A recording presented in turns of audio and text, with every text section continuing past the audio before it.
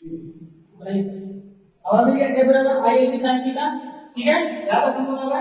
अब special case में क्या है, इस वन में क्या है, अगर theta if theta is equal to 0 degree और theta is equal to 180 degree, इन दोनों ही केस में जब थीटा 0 डिग्री हो और 180 डिग्री हो तो sin 0 तो 0 बराबर sin 180 बराबर 0, sin 0 बराबर sin 180 बराबर 0। अब ये क्या आ जाएगा हमारा, जब ये एंगल यहाँ देखिए, ये थीटा है, इसी किसके बीच का एंगल है, मैग्नेटिक फील्ड है और इसका इलेक्ट्रिक वायर के बीच का एंगल है। यही एंगल अगर 0 हो जाए, यही एंगल अगर 0 हो जाए तब हमारा फोर्स क्या होगा, I dl sin theta.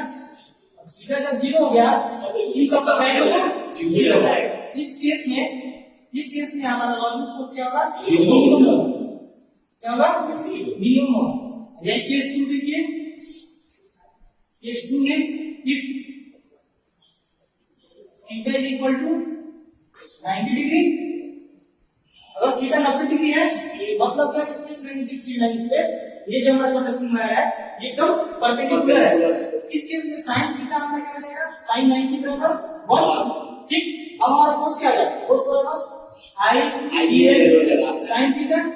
sin theta का वैल्यू कितना है, 1। sin 90 का वैल्यू कितना है, 1। तो ये हमारा फोर्स क्या आ जाएगा, I dl। और ये जो इक्वेशन होगा ये हमें क्या देगा, मैक्सिमम मॉलिक फोर्स। क्या देगा, मैक्सिमम मॉलिक फोर्स।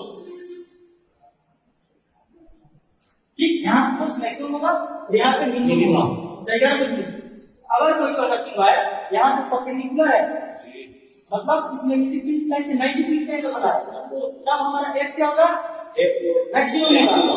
F मैक्सिमम होगा। अगर इसके समानांतर है या इसके कोइंसाइड कर जा रहा है और ये एंगल क्या बन रहा है, 0 या इस डायरेक्शन में या करंट का डायरेक्शन 0 180, तब हमारा क्या आ जाएगा, ये मिनिमम। फोर्स क्या आ जाएगा, मिनिमम। समझ में आ गया।